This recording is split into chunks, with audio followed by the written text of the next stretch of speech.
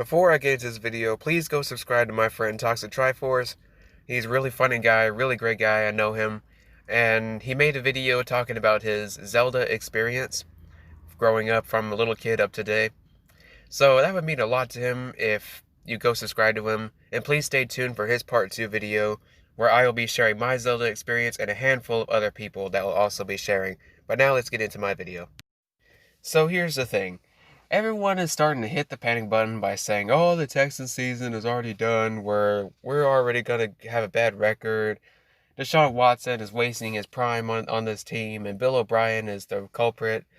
Well, here's the thing. We can't really hit the panic button yet, okay? Here's the thing, right?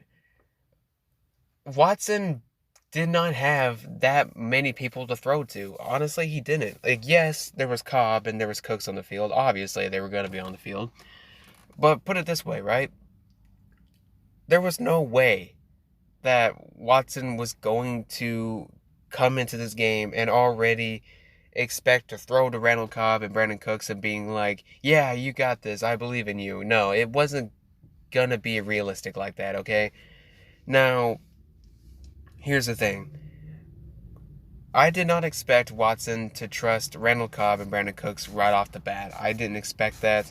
Yes, I kind of expected Watson and Cobb and Cooks to all start trusting each other. Yeah, obviously they were going to start trusting each other, but only in training camp. Like that was training camp that those guys were working together and making plays, but it wasn't the same as going onto the field. Just because you're in training camp doesn't mean, oh, the football field in the stadium is going to be in the same thing. No, not at all. It's not going to be the same. When the pads come on and you step on that field, it's a different story. You can make all the good plays all you want training camp or in practice, but it's going to be a different outcome when you head onto the field, either good or bad. That's just how the game is played. Now, here's the thing.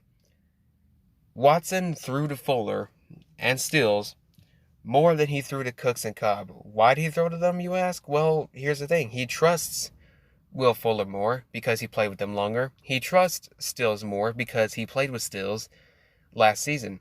Now, he wasn't going to realistically understand how to throw to Randall Cobb and Brandon Cooks right off the bat. No way. He has time. He needs time to develop with them. And speaking of developing, Anthony Weavers and Tim Kelly, they all need time to develop, right? All need time to develop. You know, Anthony Weavers, this is his first year being defensive coordinator, obviously.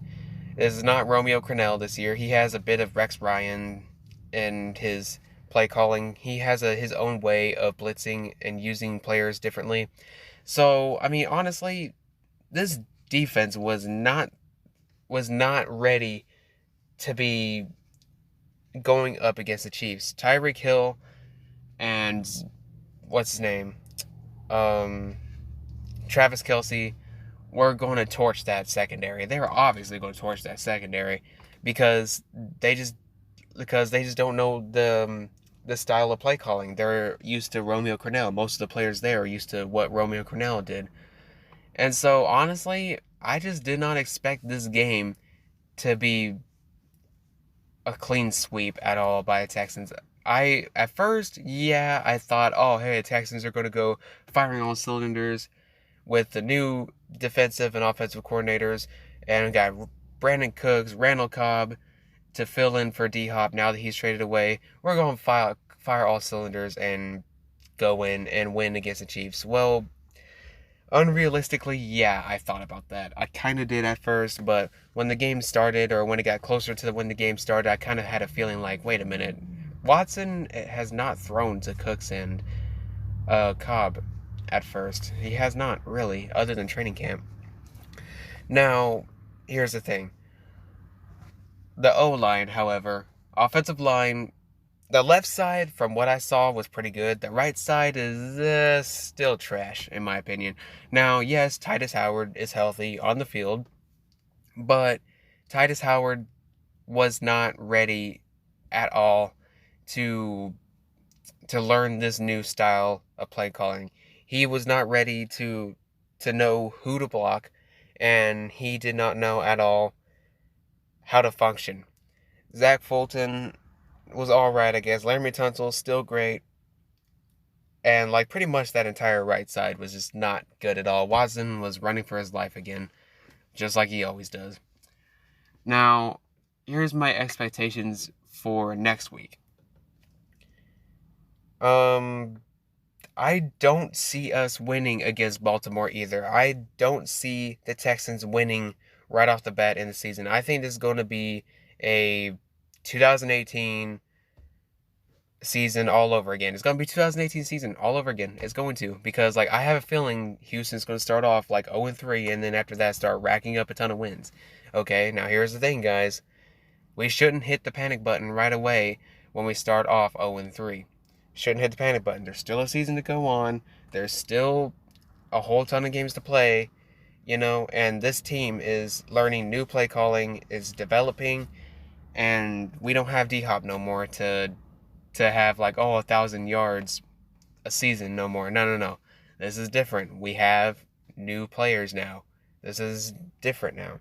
So we shouldn't have to be arrogant. We shouldn't have to start thinking, oh, we're going to fire on all cylinders week 1 and week 2. No. We're not going to do that, especially against Baltimore. Baltimore is going to be a tough team, and that's going to be something that is going to be needed to look at realistically. We can't just say, oh, that week 1 win, loss was a fluke. We'll get them in Baltimore. No, Baltimore is still a good team now. They did really good today against Cleveland, and they're obviously going to do against us the same way. So, yeah, we're just going to have to see what happens in week 2. So, yeah, don't hit the panic button yet, guys. We're not finished. We're not finished at all. We just need to see realistically what will happen to this team. It's still a long season ahead of us. Anyway, guys, I hope you all have a good day, and peace. Now, right before I finish this video, I'm just going to need to say this right quick. When I made the recording from Modern Warfare, I didn't realize the game footage was so bad.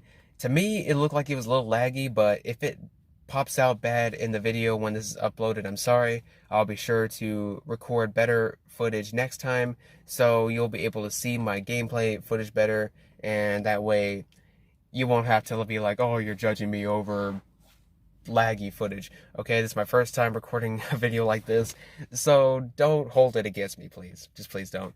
So anyways, like I said before, please go subscribe to my friend Toxic Triforce. I'll leave a link to his channel in the description below, and I'll see you guys again later. Peace.